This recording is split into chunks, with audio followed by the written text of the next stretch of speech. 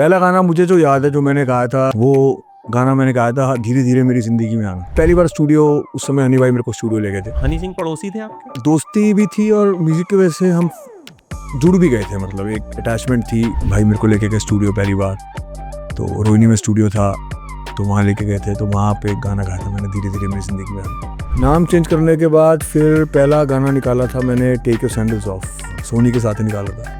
वो भी गाना सुपर डुपर हिट हुआ था। उसके बाद फिर साड़ी वाली गर्ल निकाला सनी लियोनी के साथ। अब जो लेटेस्ट गाना आया आपका हनी सिंह एंड शहनाज गिल के साथ, मैं दुबई गया, हनी भाई से मिला, तो मैंने एक दिल की इच्छा जाहिर करी कि भाई गाना करते हैं एक। He was very busy in his work making music, so मैं कहा ठीक है, क्योंकि मैंने भी फोर्स नहीं करा, मुझे पता है कि what he was going through। आपको लगता है कमबैक हुआ? वो कहीं गए कहाँ थे? मतलब ये उन लोगों के लिए तमाचा था जो ये कहते थे कि कुछ लोगों का कमबैक नहीं हो रहा। Honey Singh is a name who doesn't need any kind of comeback. बादशाह से प्रॉब्लम क्या है? अगर आप गलत चीज़ के बारे में नहीं बोलेंगे, आप शांत बैठेंगे, तो वो भी चीज़ सीखनी है। तो फिर थूक के चाट तो लिया, फिर गाना निकाल तो दिया, फिर डिस निकाल दिया। अपना काम कर, वो अपना काम कर रहा है यार, तू अपना मस्त रहना। बादशाह में बूदा है, बादशाह में मादा है, मेरे सामने आके बात करे। हनी सिंह की तरफ से कोई रेवलरी नहीं थी कभी। He was तो not well, he was sitting idle at home, he was going through a tough time। अब बादशाह शो पे भी उल्टी सीधी बातें बोल रहे हैं कि भाई कुछ लिख के दे देता हूँ, तुम्हारे बाप से कम बैक उनका हो जाएगा, तो वही हुआ है। He is into depression. मुझे तो ऐसा लगता है कि शायद गोलियाँ भी चालू, डिप्रेशन भी चालू हो गई होंगी। You can compare this thing. Honey Singh अगर कूड़ा भी उठा लेना तो वो भी सोना है, और बादशाह कूड़ा भी उठा लेना तो शायद वो चांदी बन पाएगा शायद। अभी हमने देखा कि दिलजीत ने भी कॉन्सर्ट्स किए और एक अल्कोहल के यूज़ पे, वर्ड के यूज़ पे उनको कहा गया नहीं जी इसको आप ट्विस्ट कर दो। गाने जो बनते हैं ना, वो गाने रोज़मर्रा की लाइफ में आपके इर्द गिर्द जो चीज़ें चल रही थी उसको देख के बनते हैं। अरे प्रमोट करो ना, सपोर्ट करो उसको। दिलजीत हो गए, करण औजला हो गए, AP ढिल्लों हो गए, हनी सिंह हो गए, ये लोग हिंदुस्तान की शान है। हनी सिंह कर रहे हैं अब कॉन्सर्ट और उनका कहना है कि ऐसा कुछ करने जा रहा हूँ जो कभी आपने देखा नहीं। कि वो आदमी है, वो जो कहता है ना वो करता है। अगर if he set this thing कि कुछ बड़ा धमाका होगा, कुछ बड़ा होगा, तो दैट मीन्स कुछ बड़ा ही होगा।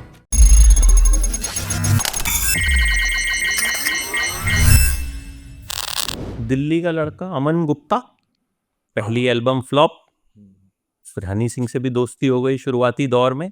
पहले से थी वो। देन पहले से थी, मतलब दोस्ती तो खैर चर्चे बड़े रहते हैं आपके उनके साथ। एंड देन फिर धीरे धीरे म्यूजिक में आए और अब चुन्नी बना दी आपने शीशे वाली। बिल्कुल जी। तो सबसे पहले तो ये बताओ कि म्यूजिक का कीड़ा कब से था? म्यूजिक का कीड़ा शुरू से था, फ्रॉम चाइल्डहुड।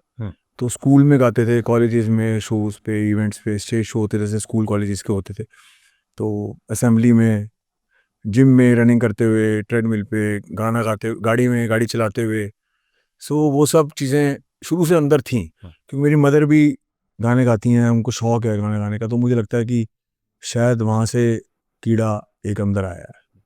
पहली बार याद है कब गाना गाया था? कहाँ गाया था? स्कूल में ही। याद है कौन सा गाना गाया था? नहीं, ये तो याद नहीं है। जैसे असेंबली होती थी स्कूल में तो स्टेज पे गाया था वो। पहला ऐसा कौन सा गाना है जो याद है आपको कि मैंने ये गाया था? पहला गाना मुझे जो याद है जो मैंने गाया था, जो मेरी जर्नी का गाना स्टार्ट हुआ था, म्यूजिकल जर्नी का, वो गाना मैंने गाया था धीरे धीरे मेरी ज़िंदगी में आना। तो वो स्टूडियो में मैंने पहली बार वो गाना गाया था। दिल्ली में? हाँ, दिल्ली में ही। तो आप दिल्ली में हो कहाँ से? पहली बार स्टूडियो, उस समय हनी भाई मेरे को स्टूडियो ले गए थे अच्छा, फर्स्ट टाइम। तो तब वो गाना हमने ऐसी शौक किया एक रिमिक्स करने के लिए, वो गाना गाया था पहली बार। मैं तब स्टूडियो गया था, मैंने माइक पे तब गाना गाया था, तो वो था। दिल्ली में हो कहाँ से आप? मैं मोती नगर। मोती नगर। तो हनी सिंह पड़ोसी थे आपके? हाँ, नेबर ही थे हम। तो वहीं से मतलब बचपन से ही जो है साथ साथ ही पले बड़े? बचपन यू कैन से 25-26 साल हो गए, मतलब बचपन ही हो गया, क्योंकि हाँ 15-16 साल के दोस्त। 15-16 साल तो मतलब, तो आपस में म्यूजिक की वजह से ही दोनों लोग जुड़े या फिर दोस्ती हुई बाद में म्यूजिक आया? दोस्ती भी थी और म्यूजिक की वजह से हम जुड़ भी गए थे, मतलब एक अटैचमेंट थी, क्योंकि म्यूजिकल वो एक ऐसा दौर था कि मैं डीजेइंग करता था और मुझे बड़ा शौक था म्यूजिक का। और फिर हनी भाई तो दोस्त थे ही, तो he also wanted to start his musical journey. So वहाँ से हमारी थोड़ी सी एक हमारा अपनापन और प्यार बहुत जुड़ गया था। जब हम फिर उसके बाद भाई मेरे को लेके गए स्टूडियो पहली बार, तो रोहिणी में स्टूडियो था, तो वहाँ लेके गए थे, तो वहाँ पे एक गाना गाया था मैंने, धीरे धीरे मेरी जिंदगी में आना, पहली बार किया तो था। वो जो गाना था वो कहाँ पे फीचर हुआ? किस नहीं वो ऐसे गाया था, शौकिया गाया था। सिर्फ शौकिया गाया था? शौकिया गाया था। कहीं पे आया नहीं, कहीं कुछ नहीं हुआ? नहीं वो करने के लिए नहीं गाया था कहीं पे, वो ये था कि ऐसी रिमिक्स करेंगे और ऐसी बस इसको एक कीड़ा निकालने थे अंदर के कि मैं गाऊंगा भाई म्यूजिक करेंगे, तो इसलिए किया था वो। कीड़े निकले? निकल ही काट गए, गए? निकल गए कीड़े। उसके बाद तो फिर धीरे धीरे जंगल में घुस गए, फिर सांप बिच्छू सब दिख रहे हैं। तो पहली बार जब ऑफिशियली म्यूजिक में एंट्री हुई वो किस तरह से हुई? कि मतलब सोनी ने आपको, पहला सोनी के साथ आपने एक एल्बम की? मेरी एल्बम आई थी music and me, okay. Sony music के साथ पहली एल्बम थी, वो बिल्कुल ही फ्लॉप हो गई थी। तो उस समय मैं अमन के नाम से था सिर्फ, म्यूजिक एंड मी वो फ्लॉप एल्बम थी। उसके बाद फिर दोबारा से जर्नी शुरू करी, फिर नाम चेंज करा, गिरिक अमन करा। क्यों किया था ये? न्यूरोलॉजी में मैं विश्वास रखता हूँ, एस्ट्रोलॉजी में मैं विश्वास रखता हूँ, तो मुझे मेरे कोई नोन थे, तो उन्होंने मुझे बताया कि जी से आप नाम रखो, तो मैंने सर्च मारा तो गिरिक नाम मुझे बड़ा अच्छा लगा। गिरिक मीन्स लॉर्ड शिवा। सो मैं बाबा को मानता भी हूँ बहुत, महादेव को, तो मैं कहा चलो यार महादेव का नाम लेके पहले नाम लगाते हैं, उसके बाद शुरू करते हैं। तब शुरू हुआ। तो पहली एल्बम के बाद ही आपको ख्याल आया कि नाम चेंज कर लूं? और नाम चेंज करने के बाद फिर पहला काम कौन सा हुआ? नाम चेंज करने के बाद फिर पहला गाना निकाला था मैंने, take your sandals off, Sony के साथ ही निकाला था। वो भी गाना सुपर डुपर हिट हुआ था। उसके बाद फिर साड़ी वाली गर्ल निकाला सनी लियोनी के साथ। फिर ब्लैक तिल निकाला, डॉक्टर जूस थे उसमें और सना खान थी। सो ऑन, फिर करता रहा। वो कौन सा गाना था जब वो आया तो आपको लगा हाँ यार अब कुछ उखाड़ लिया? होता ना, मतलब कई बार हमें लगता है कि भाई यार ये भी करा, ठीक है, मजा नहीं आया, ये भी करा, मजा, हम बड़ा सारा काम करते हैं म्यूजिशियंस, साड़ी वाली गर्ल, आर्टिस्ट मेरे ख्याल से कभी सेटिस्फाई नहीं होता। साड़ी वाली गर्ल था।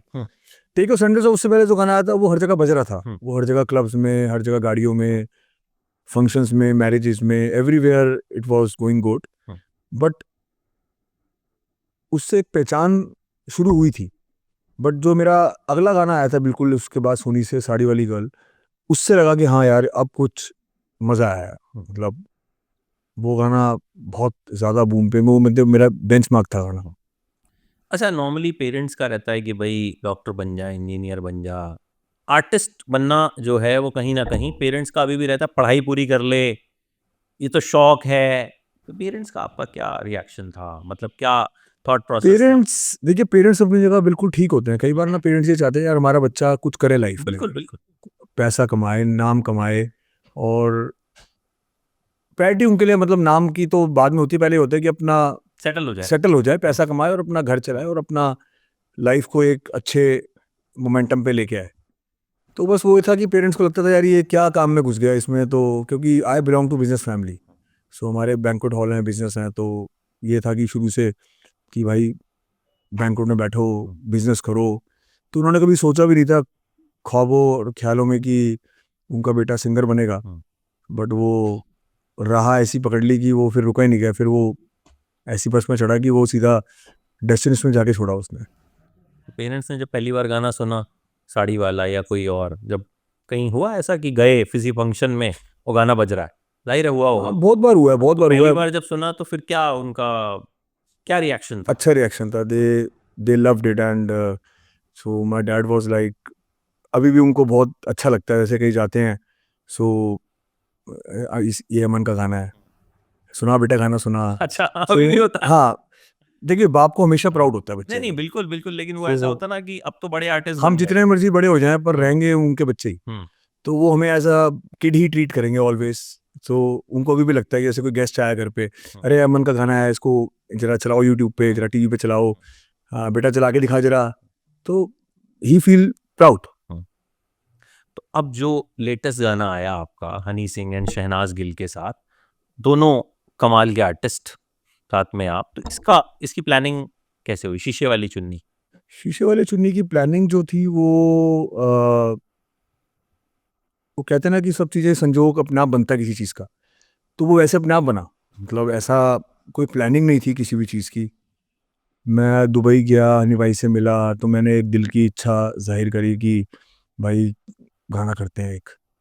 सो उस समय ग्लोरी का मेरे ख्याल से उनका कोई प्रोसीजर चल नहीं रहा था, इंटरनेशनल विलेजर 2 का प्रोसीजर चल रहा था। So he was very busy in his work making music. So उन्होंने मेरे को बोला कि यार अभी तो मेरे पास टाइम नहीं है और मैं प्लान करके आपको बताता हूँ। तो मैं कहा ठीक है, क्योंकि मैंने भी फोर्स नहीं करा, कि मुझे पता है कि what he was going through, और एल्बम पे काम चल रहा था, तो मेरी आदत नहीं है कि ज़्यादा अंदर घुसने की और ज़्यादा फोर्सफुली किसी को कुछ कहने की, क्योंकि वो अच्छा भी नहीं होता। मेरे को लगता है कि ठीक है, जो जब समय आएगा तब अपने आप चीज़ें होनी है। तो उसके बाद फिर हम भी जा रहे थे, तो भाई ने मेरे को बड़ा बड़ा प्रेम पूर्वक और बड़े ना एक मतलब मुझे पुरानी दोस्ती वाले दिन याद आए। मतलब वो जो एक होता है ना कि भाई ने बड़े प्यार से बोला कि भाई आप आए हो तो मेरी तरफ से आपको एक गिफ्ट है कि आप करो, मतलब लिरिक्स करवाओ और देखो हरियाणवी कुछ करो, क्योंकि हरियाणवी आपकी, क्योंकि उससे पहले मैंने भाई को 3-4 मास अपने हरियाणवी गाने सुनाए थे, तो उन्होंने मुझे बड़ी अच्छी एक फीडबैक दिया कि हरियाणवी आपके मुंह पे बहुत सूट कर रही है। So instead of doing Punjabi और Hindi you should go for Haryanvi maximum. So I said okay. पानी, चाय? अब पानी लेंगे? नहीं पानी ठीक है, चाहे रखूँ वहाँ पे। ये आपको हाथ में पकड़नी पड़ेगी। तो कोई हमारा सेटअप ऐसा है कि चलो एकदम एकदम फिर आ जाएगा ये हाथ में ना। कोई नहीं, अच्छा इसको बीच में इंक्लूड कर लिया ना हमने कि आजा चाय दे दे। अच्छा, इंक्लूड ठीक है। हाँ हाँ, तो कहाँ था मैं? हरियाणवी। हाँ, तो ही सेड कि भाई हरियाणवी आप पे सूट कर रही है और you should go for Haryanvi instead of doing Hindi and Punjabi. तो मुझे ऐसा लगता है कि हनी भाई की ना जो सोच है ना वो बहुत डिफरेंट सोच है, और मुझे ऐसा ये कई बार व्यतीत होता है कि वो जो बोलते हैं ना वो सोच समझ के बोलते हैं, और जिस भी आर्टिस्ट ने उनकी बात मानी है उसने मुझे लगता है कि कुछ अच्छा हासिल करा है, क्योंकि नॉलेज बहुत है उनको, एक्सपीरियंस बहुत है, और विजन बहुत क्लियर विजन है लाइफ का। सो मैं कहा ठीक है। सो फिर हमने सर्च शुरू करी, गाना लिखवाया। तो गाना लिखवाया, भाई को मैंने भेजे, बहुत सारे गाने भेजे, तो उन्होंने स्ट्रेट फॉरवर्ड किया, यार नहीं मेरे को मज़ा नहीं आया, आई नीड समथिंग एल्स। सो मैं कहा ठीक है, but I didn't force him कि ये करना है भाई, ये करना है, क्योंकि मुझे पता है कि उनको पता है कि क्या चीज़ लेके आनी है। तो जिस दिन उनको चीज़ फिट बैठेगी ना, वो उस दिन अपने आप बोलेंगे। तो I was in search of good things. So one day I send him another thing. तो उन्होंने उनको पसंद आया, उन्होंने बोला यार दिस इज गुड। सो ऐसे चीज़ें चलती रही। तो suddenly one day I got a call कि भाई welcome to Glory. So this was the story of this शीशे वाली चुन्नी। So I am blessed to have my song in Glory album, and it is a biggest album of 2025, as everybody knows। धमाका तबाही करी हुई है, मतलब इससे बड़ा कमबैक नहीं हो सकता मेरे को लगता है किसी का। सो आपको लगता है कमबैक हुआ? वो कहीं गए कहाँ थे? मतलब मुझे कई बार ये तो उन लोगों ने बोला ना, मैं मैं तो कमबैक वर्ड सुनता हूँ, बिकॉज हनी सिंह ने जो म्यूजिक क्रिएट किया, जो कर रहे हैं, आई थिंक वो म्यूजिक हमेशा इट वाज लाइक कि एक कुछ वक्त था जिस टाइम पे वो ये एक्टिवली म्यूजिक नहीं बना रहे। ये उन लोगों के लिए तमाचा था जो ये कहते थे कि कुछ लोगों का कमबैक नहीं हो रहा, इसलिए मैंने कमबैक का वर्ड यूज करा। Honey Singh is a name who doesn't need any kind of comeback. गाड़ी में वो बजते हैं शुरू से, मोबाइल पे उनके गाने होते हैं, शादियों में वो बजते हैं, क्लबों में वो बजते हैं, हर जगह आपको सुनाई दिया। वो ठीक है, वो उनका एक टाइम था, 7-8 साल का पीरियड था जिसमें वो बीमार रहे, और उस बीमारी के कारण वो अपना म्यूजिक नहीं बना पाए और अपनी क्रिएटिविटी अपने फैंस तक नहीं पहुंचा पाए। बट लोग उनको प्यार करते थे, जो आज भी करते हैं और पहले भी करते थे। आप देखिए ना, एल्बम आने के बाद इतनी बड़ी ब्लॉकबस्टर एल्बम जाना, तो that means people were eagerly waiting for his project. So ये उन लोगों को तमाचा था जो मैंने बोला, जो जिन्होंने खुद बोला था कि कुछ लोगों का कमबैक नहीं हो रहा। अब मुझे लगता है कि उनका कमबैक हार्डली मुश्किल से ही होगा, क्योंकि जिनके लिए उन्होंने बोला था उसने तो कर लिया। अब तुम अपना ध्यान रखो भाई। बट आपको मैं देखता हूँ, मैं देख रहा था आपके इंटरव्यूज भी, और वो आपको बादशाह से प्रॉब्लम क्या है? मुझे कोई प्रॉब्लम नहीं है, तो इंटरव्यू में लोग पूछते तो मैं जवाब देता हूँ, मुझे ऐसे कोई प्रॉब्लम थोड़ा ना है। वो अपने घर राजी, मैं अपने घर राजी। प्रॉब्लम मुझे ऐसा कुछ नहीं है। अगर लोग, अब आपने मुझसे कोई क्वेश्चन पूछा तो मैं उसको उसका जवाब देना वाजिब है। अगर मैं चुप बैठूंगा तो वो भी इंसानियत नहीं है। क्योंकि अगर आप गलत चीज़ के बारे में नहीं बोलेंगे, आप शांत बैठेंगे, तो वो भी चीज़ सीखनी है। क्योंकि अन्याय सहना भी गलत है, मुझे ऐसा लगता है। अन्याय करना तो गलत है। मैंने थोड़े दिन पहले एक वीडियो देखा भी जिसमें उन्होंने माफी भी मांग ली। तो फिर थूक के चाट तो लिया, फिर गाना निकाल तो दिया, फिर डिस निकाल दिया हनी भाई पे। सो कोई फ़ायदा नहीं है इन माफियों का।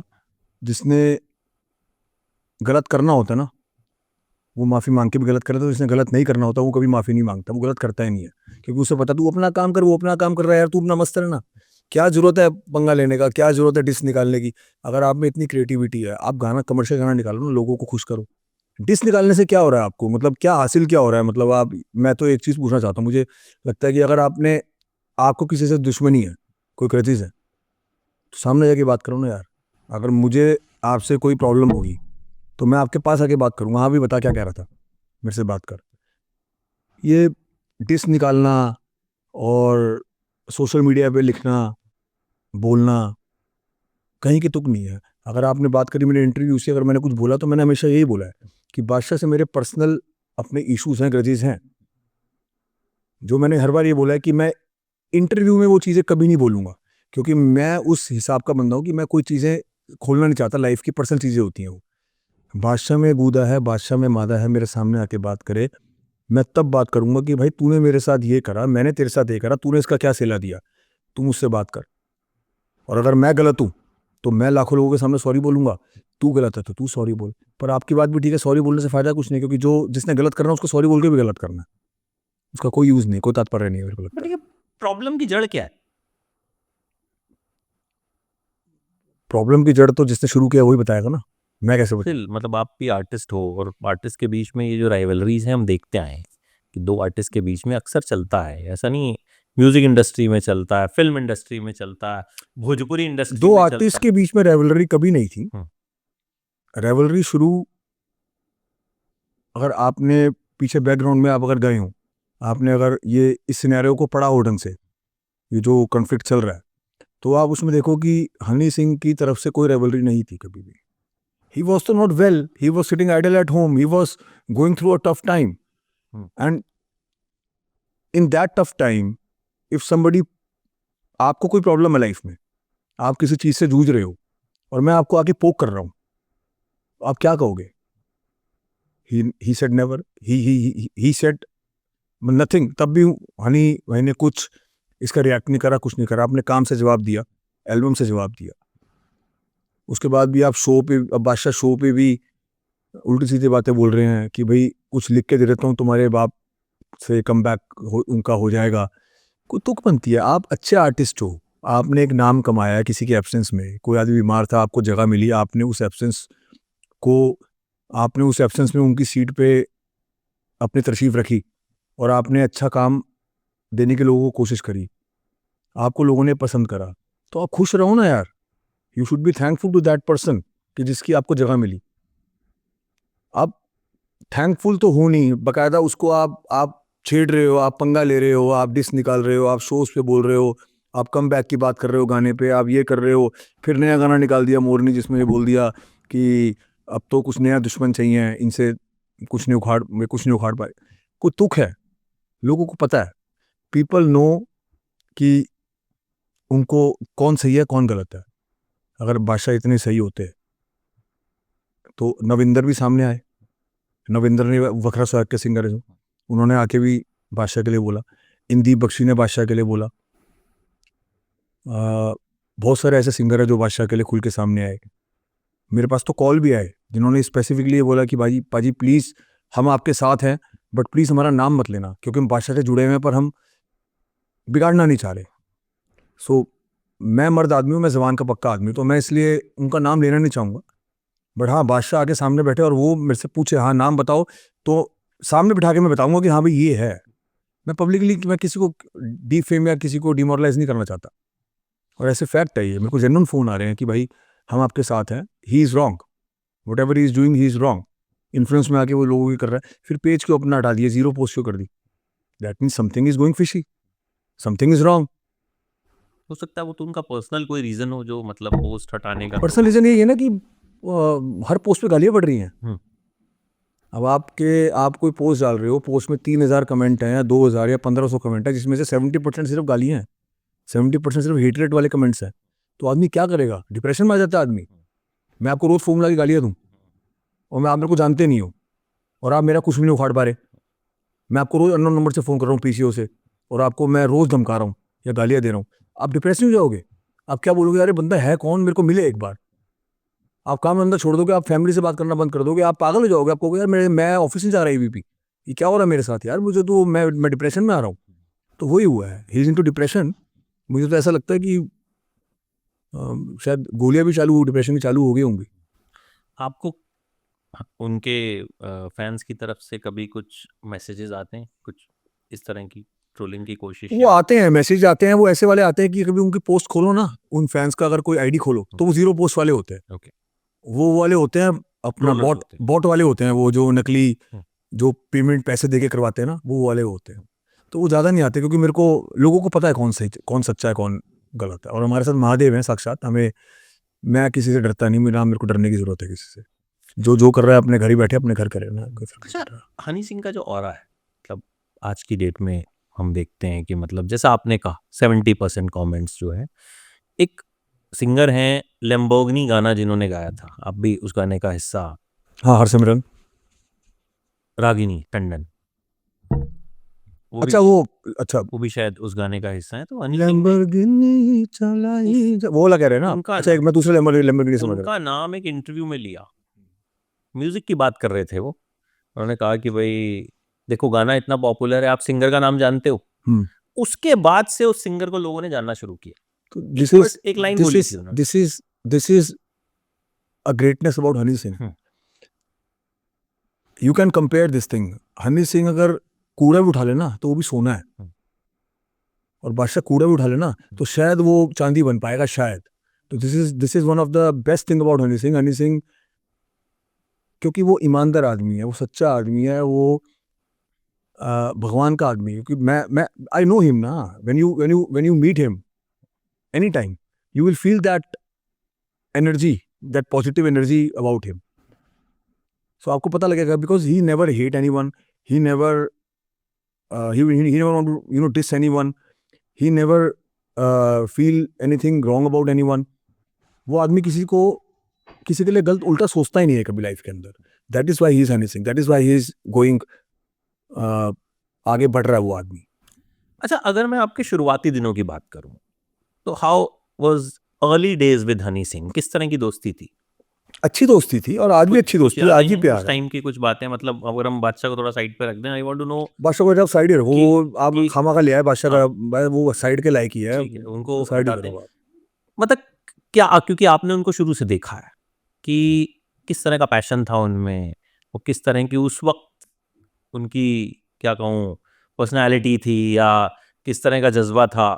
He was very energetic and he was very dedicated to his work, and he never used to waste the time। मतलब हनी सिंह कभी भी, वो मैंने देखा था कि कभी भी वो ना, कभी सिर्फ he was focus on the work. वो कभी टाइम नहीं वेस्ट करते थे, इधर घूमना है, ये करना है, वो करना है। काम, practicality in life, that's it. ये उनका आगे बढ़ने का सबसे एक बड़ा राज है कि उन्होंने कभी भी लाइफ में टाइम नहीं खराब करा अपना। उनको ये पता था कि यार I just want to make music, I want get fame. तो मुझे इसके लिए ये चीज़ें करनी है। एंड ही वाज, मैंने आपको थोड़ी देर पहले एक बात बोली थी, he was very much clear in his mind what he wants to do. So that is the greatness about him. उनको पता है कि क्या चलेगा, क्या नहीं चलेगा, क्या करना चाहिए, किस टाइम पे करना चाहिए। He is very well aware of all this things. What is the best thing about him.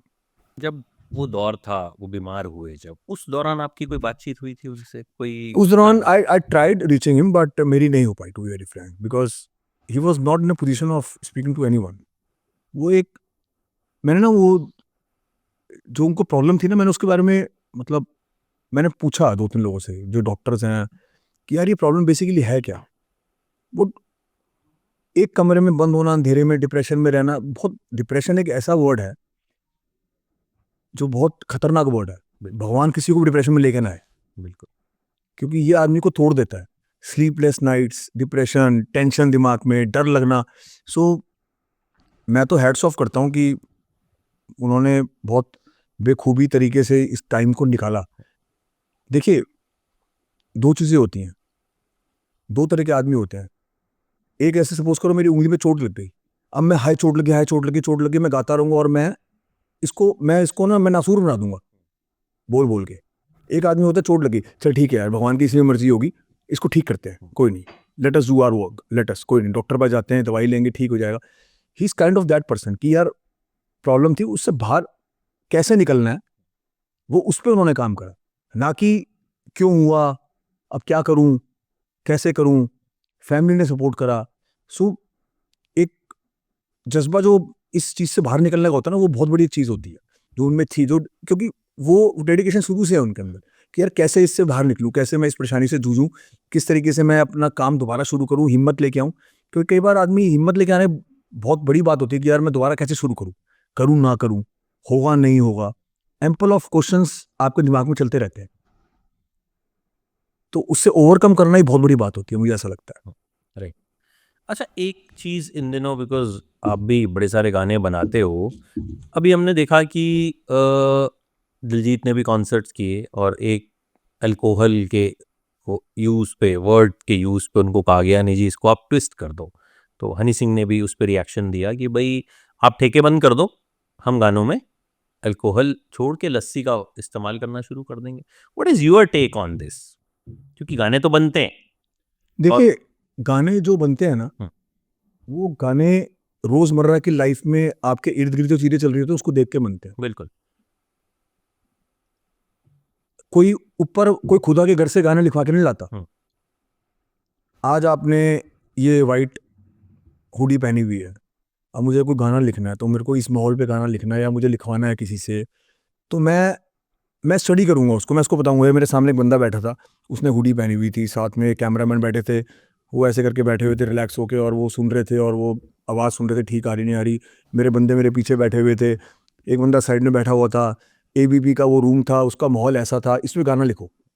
तो वो माहौल से गाना लिखा जाता है। मैं एग्जाम्पल दिया आपको, एक छोटा सा एग्जाम्पल, मतलब इसमें तो क्या ही गाना लिखेंगे, बट एग्जाम्पल दिया है कि आपके इर्द गिर्द तो चल रहा होता है ना, गाना उस पर लिखा जाता है।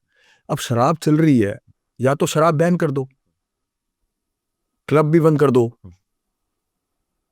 तो ये तो माहौल देख के गाना बनता है, इसमें कोई गलत। और गाने आज से थोड़ा बन रहे हैं शराब पे, गाने तो बहुत शुरू से बन रहे हैं, गाने आज से थोड़ा बन रहे हैं शराब पे, आज के भी गाने आज से थोड़ा बन रहे हैं, और डबल मीनिंग गाने आज से थोड़ा बन रहे हैं। डबल मीनिंग गाने तो 70s 80s से बन रहे हैं, उससे पहले से भी बन रहे होंगे। चलो 80s में हम पैदा हुए, 70s 60s में बन रहे होंगे। कितने सारे ऐसे बहुत लेजेंडरी आर्टिस्ट में नाम नहीं लूंगा, अच्छा भी नहीं लगता कहना, बहुत सारे गाने हैं उनके जो डबल मीनिंग गाने हैं, पर लोग सुनते थे ना वो। अब वो हवा बनाना है किसी बात का, ऐसे तो बहुत सारी चीजें हैं जो लाइफ में अब आज के टाइम पर चेंज होनी चाहिए, उनको चेंज कराओ ना। किसी के शराब पे गाने बनाने से कोई शराब पी लेगा? आपको आप, लगता है ये मेरे को नहीं लगता। कि मतलब अगर आप शराब पे गाना बनाओगे तो उससे शराब प्रमोट होगी या गाना सुन के लोग पी लेंगे? मेरे को तो, आपको लगता है? मेरे को तो मैंने ऐसा तो नहीं नहीं पी, लगता। मतलब मैंने तो बहुत गाने सुने हैं लेकिन मैंने तो नहीं पी। मैं आज के गाने रोज सुनता हूँ, हम्म। तो मेरे को मतलब आशिक वाले गाने और मिजाज के, तो मेरे को मतलब मुझे हर के मेरे को मैं आशिकी करता रहूँ, हम्म। ऐसा नहीं होता। हर एक चीज़ का मूड होता है, मूड होता है, आप वो सुनते हो, उसको एंजॉय करते हो, सिंपल। ऐसा नहीं होता कोई पीने कहने से सुनने से कभी शराब नहीं पी जाती, ना कहने सुनने से कोई नशा किया जाता है। जिसको करना है उसको बिना सुने भी करना है, और जिसको नहीं करना उसको सुन के भी कोई फर्क नहीं पड़ता, उसको वो एंजॉय के मूड से लेके खत्म करता है सुन के। मुझे सैड सॉन्ग्स कई बार बड़े अच्छे लगते हैं लेकिन मैं सैड हुई नहीं। तो मतलब सुसाइड कर लोगे फिर आप? मैं कह रहा हूँ मैं सैड होता ही नहीं, but I love listening to sad songs. वो बेकार की बातें हैं, ये कुछ नहीं है। जो प्रॉब्लम पता है हमारी विडंबना क्या है हमारे हिंदुस्तान की, जो चढ़ाई कर रहा है ना, वो उसके पीछे लग जाओ, उसको दबोच लो, उसको बस उसको डीफेम की कोशिश करते रहो। ये विडंबना हमारे हिंदुस्तान की, ऐसा नहीं होना चाहिए। अरे प्रमोट करो ना, सपोर्ट करो उसको। दिलजीत हो गए, करण औजला हो गए, एपी ढिल्लो हो गए, हनी सिंह हो गए, ये लोग हिंदुस्तान की शान है, ये हिंदुस्तान को रिप्रेजेंट कर रहे हैं आउट ऑफ इंडिया, जाके इंडिया के अंदर So you should be proud of that thing. Instead of you are defaming them, no use of that. खुश होना चाहिए आपको, मेरे हिसाब से, मेरे को ऐसा लगता है, बाकी अपनी सबकी अपनी सोच है। Right right. एक मुझे याद है कि निर्भया केस जब हुआ था तो एक हनी सिंह का गाना था जिस पे बड़ा बवाल मचा था, और फिर हनी सिंह ने कहा कि ये गाना मेरा है ही नहीं, आप मेरे साथ इस गाने को एसोसिएट कर रहे हो, मैं हूँ बलात्कारी गाना था, तो ही सेड कि मेरा वो गाना है ही नहीं, मतलब जो गाना उनका था नहीं, उस पे भी एक कंट्रोवर्सी क्रिएट कर दी गई थी कि ये इनका गाना है। तो वो कहाँ प्रूव हुआ? हाँ। प्रूफ होना हुआ था कोई? नहीं, मैं वही तो बोल रहा हूँ कि मतलब, क्योंकि ऐसा कई बार भी तो होता ना कि जब हम कोई गाना आता है, मान लीजिए हम उस गाने को जब सर्च करते हैं, उसके नीचे उसका एक और वर्जन दिख रहा होता सर, है, मैं क्रिएट किया मैं कल एक गंदा गाना बनवा के डाल दूं भाई, ये गाना एबीपी में एंकर हैं या एडिटर है, मतलब व्हाटएवर, उन्होंने लिखा है अमित भाटिया ने, तो क्या वो प्रूव हो जाएगा? मेरे लिखने से प्रूव हो जाएगा वो? अमित भाटिया 100 होते हैं, किसी ने भी डाल दिया, तो it doesn't mean that Amit Bhatia has written our song that song. But ये बेकार की बातें हैं, ऐसा कुछ नहीं है। तो आपको लगता है आर्टिस्ट को टारगेट करने के लिए पर्पसली ये किया जाता है, हेटर्स हो या कोई भी हो? मैंने आपको कहा ना कि जब आदमी चढ़ाई कर रहा होता है ना, तो उसके 100 दुश्मन हो जाते हैं जीवन में। उसको डिफेम करने के लिए लोग बहुत ट्राई करते हैं, और जिसके साथ ऊपर वाला होता है ना, मुझे ऐसा लगता है कि उसके साथ उसका बाल विवाह का कोई नहीं कर सकता। मेरा तो ये मानना है। अच्छा, ऑटो ट्यून एक वर्ड इन दिनों बड़ा पॉपुलर है, कहते हैं भी कोई खराब से खराब भी गा दे तो मशीन उसको ठीक कर देती है। हाँ, बेकार की Your बात है, take ऐसे on क्या है सर, क्या है? कितना ठीक कर देती है? मतलब मुझे लगता सर, है ऐसा तो है नहीं कि कोई रोजेगा और उसको हंसा देगी। ऑटो ट्यून एक ऐसा एक वो चीज होती है कि जैसे आपने मैंने गाना गाया, ऑटो ट्यून उसको एक शेप देती है कि हाँ, दैट्स इट। ऑटो ट्यून से कोई ऐसा मतलब नहीं है कोई बेसुरा आके भी गा जाएगा तो ऑटो ट्यून उसको सुर में कर देगी, ऐसा कुछ नहीं है। जिस स्केल का गाना होता है उस स्केल का ऑटो ट्यून लगता है। वो हल्की हल्की माइनर सी जो गलतियां हैं वो उसको ऑटोमेटिकली उसको ठीक कर देता है, बहुत हल्की हल्की, मतलब %0.1% की कुछ प्रॉब्लम्स होती हैं तो उसको ठीक कर देता है ऑटोमेटिकली। इट डजंट मीन कि अगर आपने सुर ही गलत लगाया हुआ है, जाना नीचे था आपने ऊपर गाया हुआ है, तो वो ऑटो ट्यून उसको एकदम नीचे कर देगी ऑटोमेटिकली, ऐसा नहीं है। ये लोगों की मिसकंसेप्शन है, ये लोगों ने एक भ्रम फैलाया हुआ है, ऐसा कुछ नहीं है। और जिसको जो गाना गा सकता है ऑटो ट्यून सिर्फ उसी को ठीक कर सकता है, और वो माइनर सी कुछ कुछ गलतियां होती हैं तो ऑटो ट्यून उसको ऑटोमेटिकली उसको अपने आप उठा लेता है, दैट्स इट। अच्छा, आज का जो म्यूजिक सीन है अगर हम देखें तो इंडिपेंडेंट आर्टिस्ट के लिए बड़ा स्कोप है कि भाई आपने गाना बनाया, अपना यूट्यूब चैनल बना लो, उस पर डाल दो, इंस्टाग्राम से वायरल भी हो जाएगा बशर्ते गाना अच्छा है तो। कई हमने गाने ऐसे देखे हैं जो इंस्टाग्राम की रील्स से वायरल हो गए, फिर लोगों को पता चला कि अच्छा भाई ये तो इसका बहुत सारे गाने हैं। अब देखो ना, वो एक नया गाना एकदम हो मेरी काली एक्टिवा दा, वो 8 साल पुराना गाना है रुपेंद्र हांडे जी का, देखो अब उठ गया। तो रील तो ऐसी चीज है, वो कभी भी आपको रातों रात सोशल मीडिया पे स्टार बना सकती है। Rupendra Hande ji after all she is a brilliant singer, अच्छा नाम है उनका इंडस्ट्री में, बट एग्जाम्पल है कि वो 7 साल पुराना गाना एकदम अब उठ गया, हर शादी में वो बज रहा है, हर गाड़ी में मैंने बच्चे देख रहा हूँ, सुनते देख रहा हूँ, वो हम खुद एंजॉय करते हैं उस गाने पे। सो मैटर करती है रील्स। तो ये जो सीन है इंडिपेंडेंट म्यूजिक का सीन जो आज की डेट में चल रहा है, how you see this as an artist? क्योंकि कहीं ना कहीं आपको सिर्फ बड़ी कंपनियों पे डिपेंड नहीं रहना है कि भाई वो कंपनी मुझे साइन करेगी या वो कंपनी मुझे लेगी तो ही मैं गाना बना सकता हूँ या तो ही मेरा म्यूजिक आ सकता है, मैं चाहूँ तो खुद भी बना सकता हूँ। How you see this scenario overall? फायदा है, नुकसान है, अच्छा कितना फायदा है, सिनेरियो कितना फायदा है? देखिए, जो कई बार ऐसा होता है कि कुछ आर्टिस्ट नहीं अफोर्ड कर सकते लाइफ के अंदर, किसी की कमर्शियल कुछ प्रॉब्लम्स होती हैं, किसी की फैमिली कुछ प्रॉब्लम्स होती हैं, किसी के जान पहचान नहीं होती अपना म्यूजिक कंपनी तक पहुंचाने में, जो लोग नहीं पहुंचा पाते। सो बहुत सारी चीज़ें होती हैं।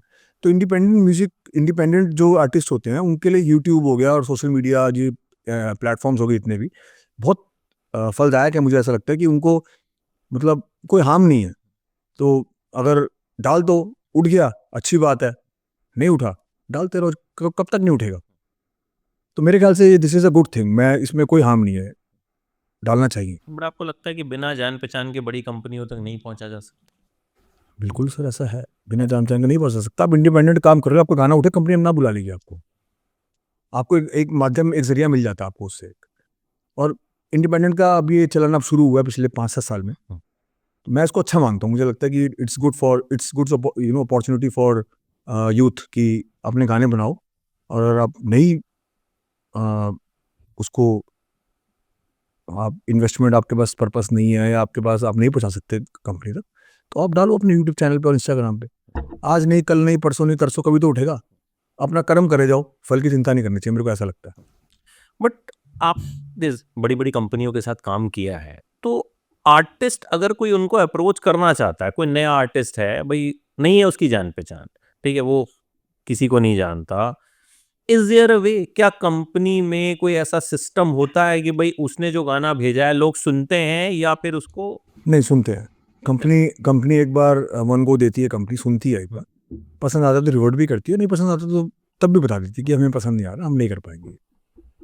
आप अगर कंपनी तक पहुंचे, जैसे आप कोई कंपनी हो, मैं आपको एक गाना भेज रहा हूँ, व्हाट्सअप कर रहा हूँ या मेल कर रहा हूँ, आपने कंपनी सुनती जरूर है सारे गाने, इक्का दुक्का कोई टाइम नहीं है रह जाता हो भीड़ में, वो अलग चीज़ है, वो हर जगह होता है। इक्का दुक्का चीज़ें तो खराब हर जगह होती है, बट कंपनी सुनती है गाना।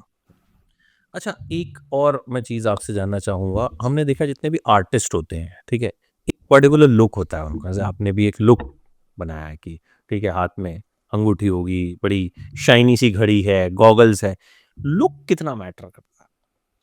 लुक मैटर करता है। हम्म, देखिए, आपको दिखना है तो आपको अच्छा दिखना है, हम्म, जो दिखता है वही बिकता है।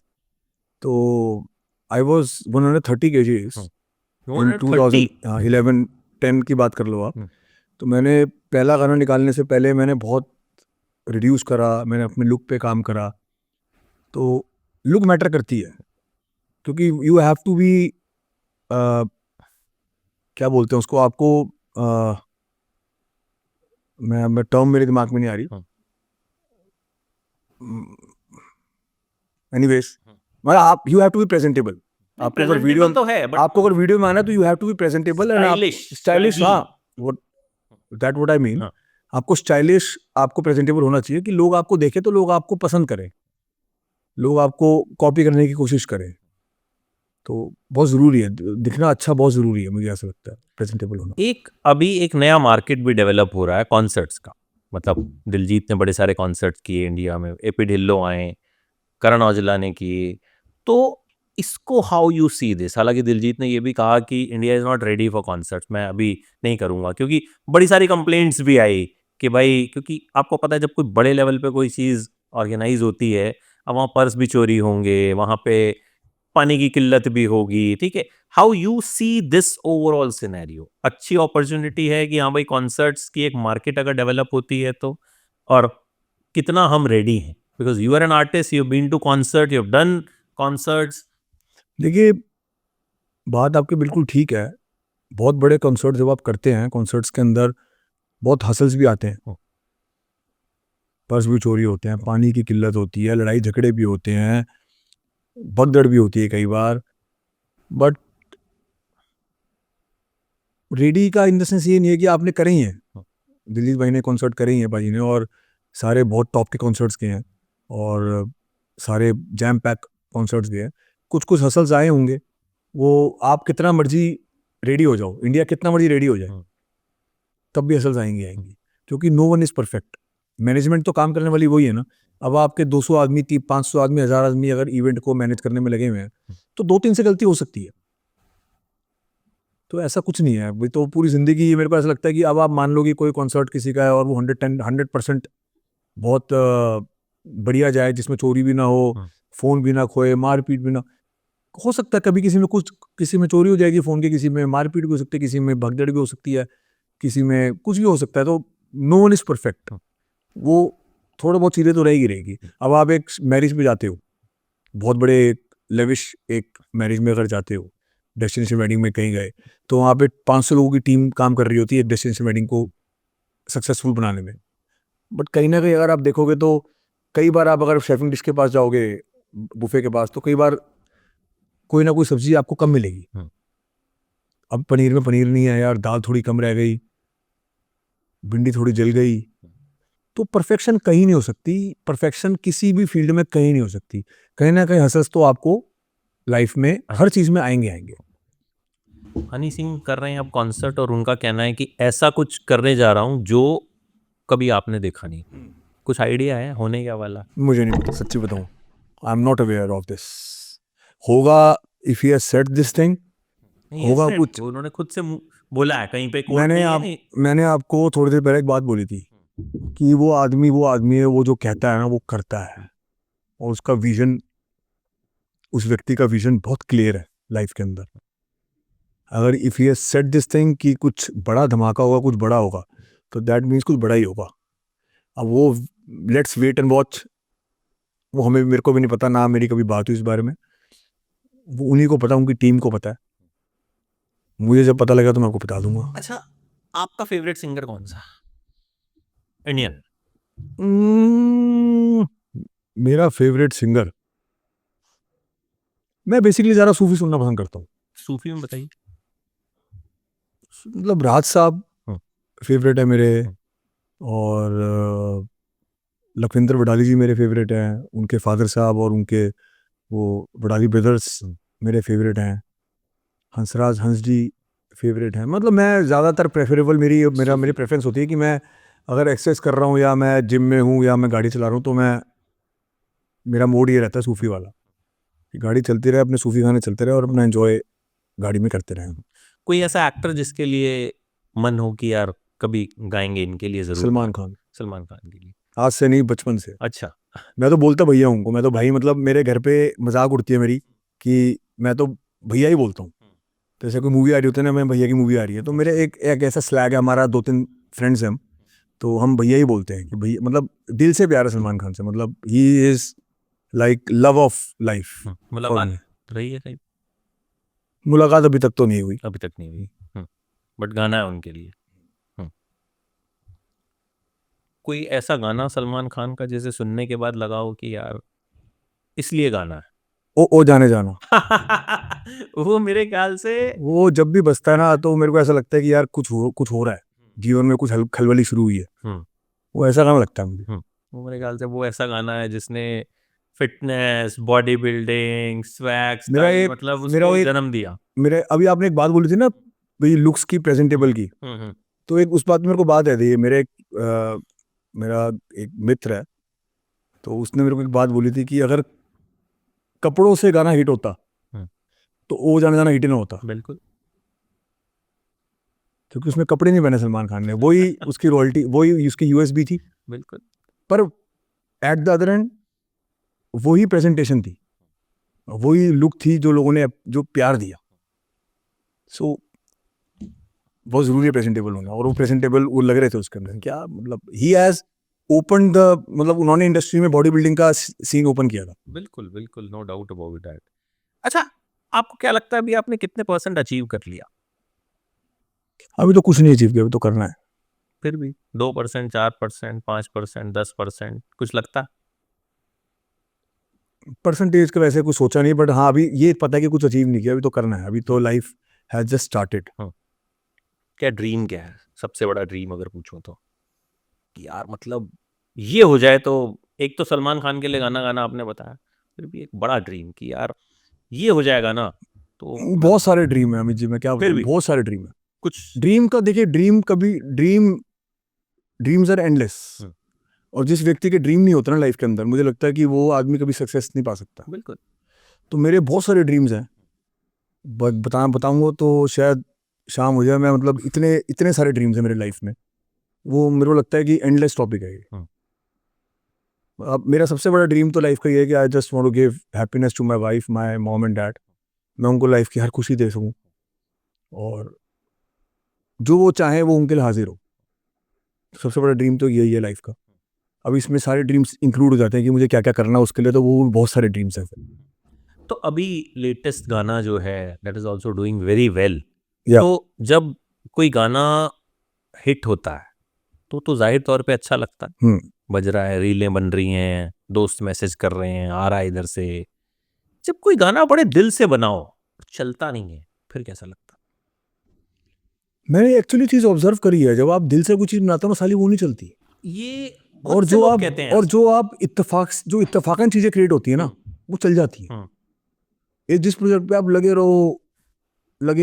रहो कि हाँ यार ये हिट, ये फाड़ेगी, ये फटेगी, नहीं फटती कई बार वो। कोई रहा है ऐसा गाना? बहुत सारे गाने हैं, बहुत सारे गाने कोई हैं। रहा था? मेरे बहुत सारे गाने हैं, मतलब मेरे को लगा ये अब चलेगा, ये चलेगा, साला फ्लॉप, ये चलेगा फ्लॉप, ये चलेगा फ्लॉप। और साड़ी वाली का जैसे बनाया था हमने, वो गाना इत्तेफाकन बना था। वो जानी बी प्रैक ने गाना, जानी भाई ने लिखा, बी प्रैक ने म्यूजिक करा, मैंने गाना गाया, सोनी को दिया, सनी लियोनी पता नहीं कहाँ से उसमें फिट हो गई अपने आप, कैसे सिनेरियो बना, बड़ा सीन बना, और रिलीज हुआ, सुपर डुपर हिट हुआ। तो ब्लैक टिल गाना ऐसे ही बना था। डॉक्टर जीउस से मेरी मुलाकात हुई दिल्ली में एक होटल में, हमने ऐसी सरसरी तौर पे बात करते करते गाने का डील फाइनल करी, गाना बनाया। सना खान अपने आप पता नहीं कहाँ से उसमें हमें फिट हो गई, कहाँ से दिमाग में आया सना खान लेते हैं। मैं मिला, मैंने अप्रोच करा, she said yes, black till गाना वो सुपर हिट हो गया। उसके बाद दिल से जो गाने बनाए कि यार अब तो ये अब फाड़ेंगे, अब फटेगा, नहीं फटा। तो होता है कई बार। तो शीशे वाली चुन्नी का ये था कि था दिल से, बट था इत्तेफाकन, मतलब सब चीजें अपने आप प्लान हुई।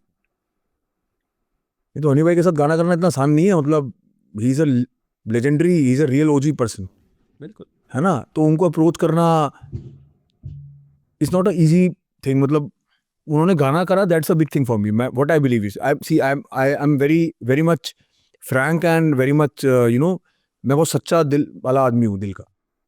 तो मुझे ये बात कहने में कभी शर्म नहीं आई, ना मुझे कभी शर्म आती है। जिसने मेरे लिए जो करा मैं उसको हमेशा अप्रिशिएट करता हूँ लाइफ के अंदर। So I feel really blessed that I have a song in Glory, जिसमें हनी भाई का रैप है, म्यूजिक वीडियो उन्होंने प्लान करा। सो ये सब इत्तेफाकन हुआ है, ये कुछ प्लान नहीं था ना। कोई चीज़ें वैसे थी कि यार अब इसको ऐसे करना है, ऐसे लेके जाना है, अब भाई ये कर लो वो कर लो, कोई बात नहीं हुई किसी चीज़ के बारे में। मुझे तो सरप्राइजेस मिलते रहे, मुझे सरप्राइजेस मिलते रहे। मैंने जो नहीं सोचा भगवान ने वो दिया। सो सी, अब आप सोचोगे कि मैं मतलब बहुत बड़ी बात, एक्चुअली म्यूजिक इंडस्ट्री में अगर हनी सिंह के साथ गाना आ रहा है, it's a big thing it's a big thing. For anybody, for any artist. बिल्कुल। लोग ऐसे पागल नहीं हो रहे। हम्म। सो मेरे लिए तो महादेव ने एक्चुअली मुझे सरप्राइजेस दे मिले हैं मेरे को। So I am very happy and very blessed to work with him. Shehnaaz Gill कैसे ऑन बोर्ड आई इसमें? हनी भाई, अच्छा, मुझे कुछ नहीं पता, वही लाए। वही अपने आप उन्होंने करा जो करा। हम्म। स्टोरी लाइनअप भी सारा हनी भाई का था, मतलब कैसे क्या स्टोरी करनी, क्या करनी है, एवरीथिंग ही हैज गिवन कि यार इसको ऐसे करो, इसको ऐसे करो। सो पूरा credit, whole credit goes to him for this super duper hit song. अच्छा, लास्टली कोई ऐसी दिल की बात जो अपने फैंस से कहना चाहें, किसी से भी कहना चाहें? कई बार होता है हमारे मन में कुछ चीज़ें होती हैं जो हम कह नहीं पाते, या कोई हमसे वो सवाल ही नहीं पूछता। हम सोचते हैं कि भाई यार कोई पूछे तो बताएंगे, हो सकता है मैंने वो सवाल ही ना पूछा हो, जो कहीं ना कहीं कोई चीज़ हो जो दिल में हो, फैन से कहनी, किसी से भी कहनी हो, हनी सिंह से कहनी हो, बादशाह से कहनी हो। बादशाह से तो कोई मतलब ही नहीं बात करने का, कहने का, वो तो डिजर्व ही नहीं करता आदमी। और हनी भाई से जो कहना है वो मैं खुद कह देता हूँ, मैं मैसेज कर देता हूँ, मैं फ़ोन करता हूँ, दिल की बात मैं शेयर करता रहता हूँ भाई के साथ। और बाकी ऐसा तो कुछ नहीं है, बट ठीक है। सारी दिल की बातें हो गई। देखो ऐसे तो आप पूछते रहो, मैं तो मेरे पास तो 2 दिन का भंडार है। मैं तो चुप नहीं होऊंगा, मैं तो आप मुझे से पूछते रहोगे, मैं बोलता रहूँगा, मैं तो बोलता रहूँगा। क्योंकि आदमी के पास भंडार तब खत्म होता है जब वो दिल का झूठा या वो कुछ बनावटी बातें करता होता है। मेरे से वो होती नहीं है, ना मैं करता हूँ। मैं तो इंडस्ट्री में बदनाम हूँ इस चीज़ के लिए कि भाई ये तो मुँह फटा है तो मुँह पे गाली बक देता है। मैं हूँ भाई, मैं ऐसा ही हूँ, आई एम लाइक दैट। पाल लो या पल जाओ, नो वरीज। गलत करोगे गलत बोलूँगा, अच्छा करोगे अच्छा बोलूँगा। मैं बैक बिचिंग और पीठ पीछे बातें नहीं कर सकता। तो मुंहफट होने का नुकसान नहीं होता, काम बहुत हुआ से जाता? बहुत हुआ, बहुत लोग बागी एंटी है मेरे इंडस्ट्री के अंदर, बहुत लोग हैं। तो आपको नहीं लगता कम बोलूं? कम क्यों बोलूँ, सच बोलता हूँ मैं। कम कम कम तो वो आदमी बोले ना कि जिसको जो बनावटी बातें करके बोलता हो, कि झूठ को याद रखना पड़े 4 बार उसको। क्योंकि आप एक बार जब झूठ बोलते हो ना, तो आपको उसको बार बार याद रखना पड़ता है, नहीं तो आपके चारों पांचों बार वो झूठ अलग अलग तरीके से निकलता है, फिर आपकी बातें चेंज होती है, फिर आपकी बातें राइट। डिप्लोमेटिक वे में चली जाती है, आदमी कहता है यार ये तो लास्ट से नहीं कहा था, आज ही ये कह रहा है। तो मैं तो सच बोलता हूँ। आपने मेरे से दो पूछा अभी तक पॉडकास्ट में, इंटरव्यू में आपने दो मेरे से पूछा, मैंने आपको सारी बातें सच बोली। आप मेरे से 10 साल बाद भी पूछोगे, मैं तब भी ये बात बोलूंगा, क्योंकि मैं सच बोल रहा हूँ। मुझे पता है कि मैं बनावटी बातें करता ही नहीं हूँ, जो मेरे दिल में है वो मेरे मुंह पे है, वो मेरी ज़बान पे है, सिंपल। अब और किन किन गानों पे काम चल रहा है जो आने वाले टाइम में हम हरियाणवी गानों पे काम चल रहा है और अच्छा चीज़ें चल रही हैं, सरप्राइज है, मज़ा आएगा। मजा आएगा? तो अगली बार जब मिलेंगे तो फिर उन गानों की बात करेंगे, सरप्राइज डन की बात करेंगे। For sure.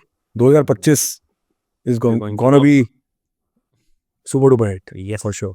And it was lovely talking to you. मजा Same, आया, my बड़े दिल pleasure. से बोलते हो आप। My बहुत pleasure. कम लोग होते हैं जो इतना ओपनली बोलते हैं, नहीं तो ज्यादातर आर्टिस्ट खास तौर पे डिप्लोमेटिक रहता है, क्योंकि आपने कहा कि भाई बड़ी सारी चीजें होती हैं, काम है, रिलेशंस हैं, पीआर है, सर बहुत कुछ है।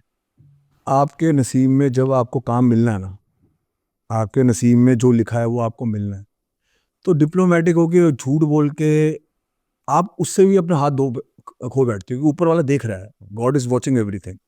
भगवान हमेशा ये कहता है कि यार मैं तेरे साथ हूँ, तू ईमानदारी से अपनी राह पे चल, तेरा कोई बाली बाका नहीं कर पाएगा। बट जरा सा तू डगमगाएगा ना, तो भाई मैं तेरे साथ नहीं खड़ा हूँगा, क्योंकि मैंने तेरे को रास्ता सीधा दिखाया है, तू चलना इस रास्ते पे। तो अब तू अपनी मर्जी से लेफ्ट और राइट ले रहा है, डिप्लोमेटिक मतलब डिप्लोमेसी दिखा रहा है, तो भाई तू भुगत, मैं तेरे साथ नहीं हूँ। सो इसलिए अपने को डर ही नहीं उस चीज़ का लाइफ के अंदर। चलिए, be like this and I hope more blockbusters coming your way and we keep on meeting. मिलते रहें हम और खूब सारी म्यूजिक पे बातें होती रहें। Thank you so much. Thank you so much for joining. मजा आया आपसे बात करके। Same here. Thank you. Thank you. Her her Mahadev. Her her Mahadev.